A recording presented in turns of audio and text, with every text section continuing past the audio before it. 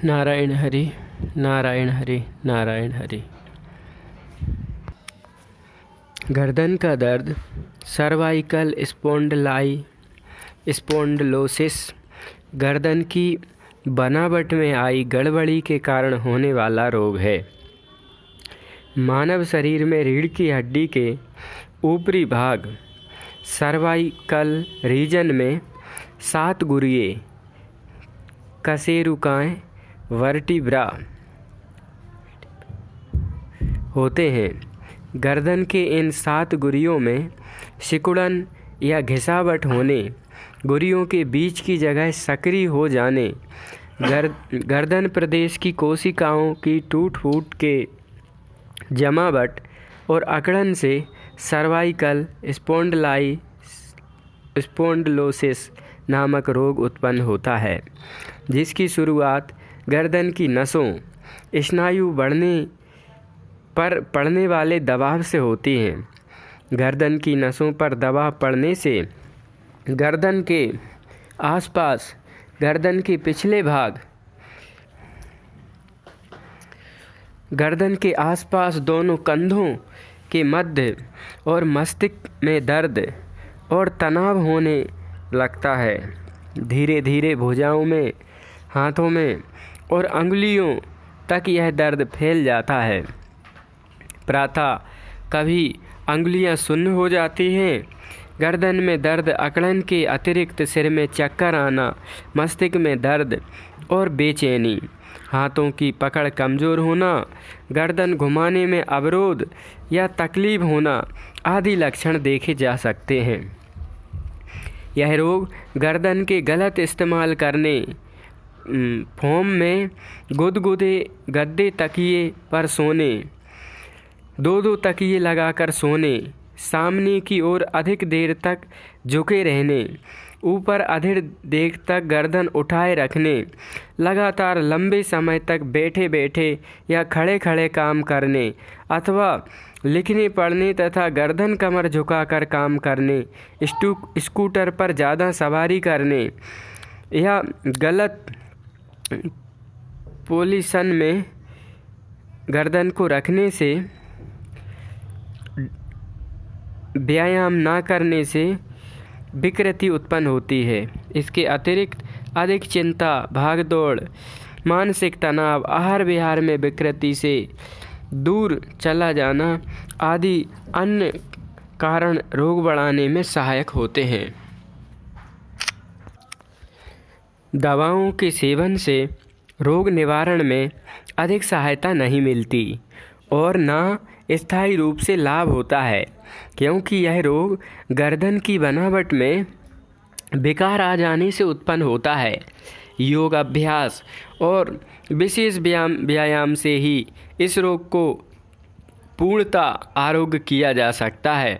अतः इस रोग पर विजय प्राप्त करने हेतु प्रथम तो रोग उत्पन्न करने वाले कारणों से बचना जरूरी है, जैसे गर्दन या कमर झुकाकर लिखने पढ़ने, बैठने उठने की आदत छोड़ना, तकियों का इस्तेमाल ना करना आदि। दूसरे, नियमित योगाभ्यास व्यायाम करना।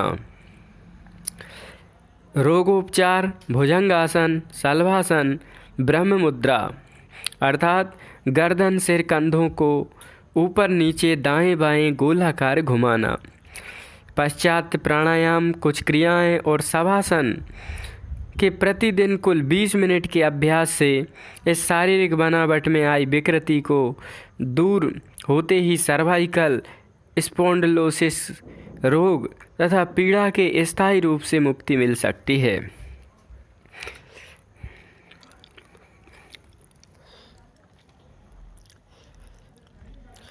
योगोपचार से 6 महीनों में रोगियों को इससे लाभ हुआ है। रोगोपचार विधि: भुजंगासन दिन में 4-5 बार धीरे धीरे एकाग्रचित होकर करें। अर्ध शलभासन मिट्टी की भांति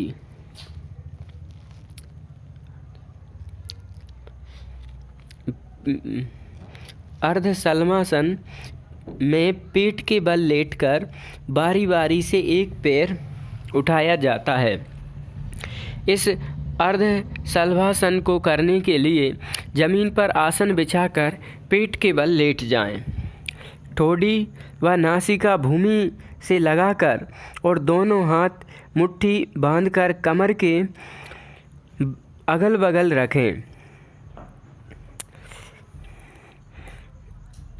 तथा जांघों के नीचे दबाकर रखें। अब कोई सा एक पैर सीधा रखते हुए ऊपर की ओर जितना हो सके उठाएं रखें। 5 से 25-30 सेकंड तक उठाए रखने का अभ्यास कर लें। पैर उठाने से पहले थोड़ी सी सांस भीतर खींचकर रोक दें। जब पैर धीरे धीरे नीचे की तरफ जमीन पर रख लें तब धीरे धीरे श्वास छोड़ दें। इसके बाद इसी प्रकार दूसरा पैर उठाएं। इस प्रकार 5-5 बार यह क्रिया करें। तत्पश्चात प्राणायाम। इसके पश्चात प्राणायाम इसलिए कहा जाता है कि इसे करते हुए सिर के पीछे की तरफ हाथ ले जाते हुए प्राणायाम किया जाता है। पीठ के बल चित्त लेटकर दोनों हाथ कमर के पास बगल में रख लें। फिर दोनों हाथ सीधे तने हुए रखकर उठाएं। श्वास अंदर खींचते हुए पीछे की तरह जाकर सिर के बगल में रखें और सांस छोड़ते हुए दोनों हाथ उठाकर सीधे व तने हुए रखकर वापस कमर के बगल में ले जाकर रखें। यह एक प्राणायाम हुआ। इस प्रकार 10-12 बार करें।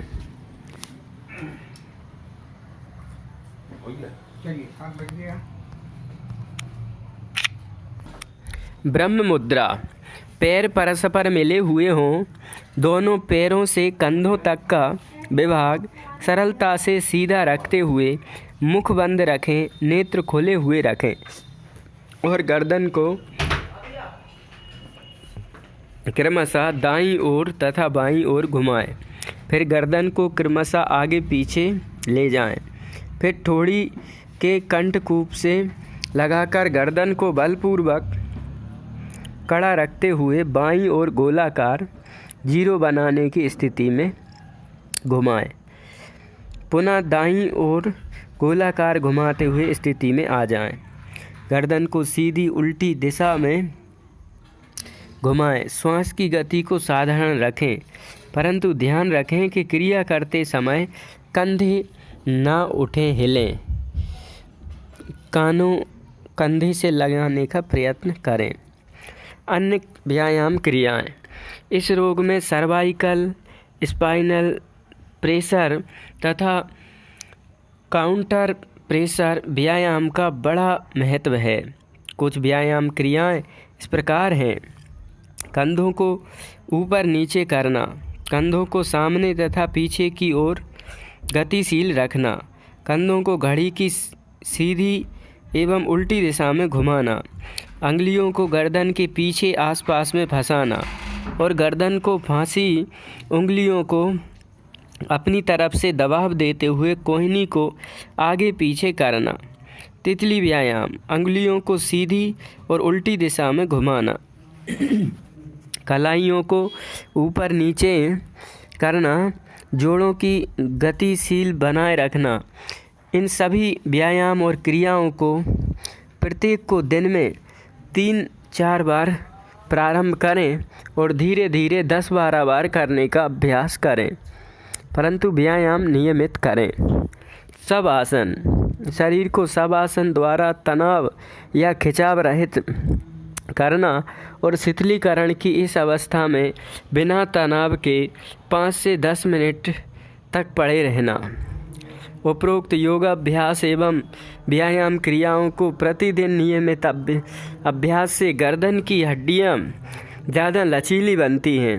धीरे धीरे अनुकूल प्रभाव पड़ने से गर्दन की अकलन ढीली पड़ जाती है। गर्दन की सूजन और 2-3 सप्ताह में समाप्त हो जाती है। 6 माह तथा उपरोक्त सभी योगासन क्रियाओं के दिन में एक बार प्रतिदिन अभ्यास से गर्दन तथा स्नायुओं की विषमता धीरे धीरे दूर हो जाती है और रोगी को दर्दनाशक एवं गर्दन पेटी के इस्तेमाल करने की आवश्यकता नहीं पड़ती। गर्दन बेल्ट की। बचाव के उपाय। एक से अधिक मोटे तकियों का प्रयोग ना करें।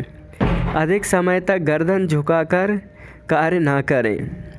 लिखते समय आंखें झुकाएं ना कि गर्दन। लिखने पढ़ने का समय कार्य करते समय स्वयं झुकने की बजाय मेज थोड़ा ऊंचा रख कर दें। मेज पर 60 डिग्री ऊंचा लकड़ी का स्लाइडिंग बोर्ड इस्तेमाल करें। ऊबड़-खाबड़ सड़कों से बचें। ड्राइविंग करते समय अचानक ब्रेक लगाएं ताकि गर्दन को झटकों से बचाया जा सके। ड्राइविंग तथा सभी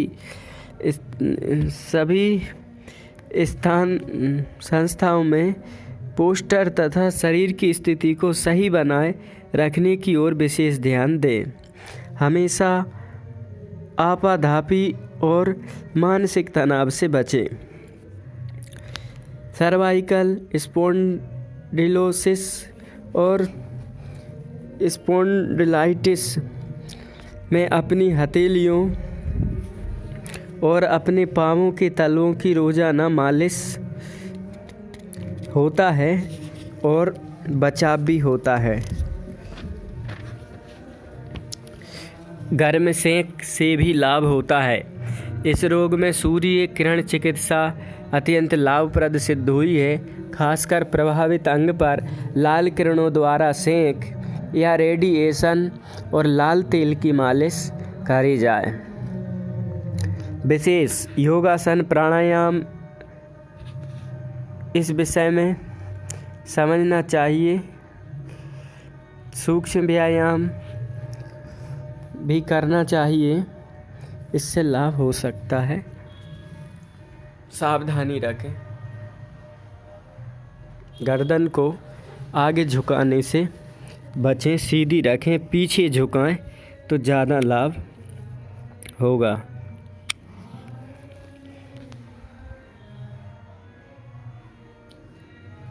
पीछे झुकाने का विशेष फायदा पड़ता है। सर्वाइकल स्पॉन्डिलाइटिस गर्दन की समस्या में।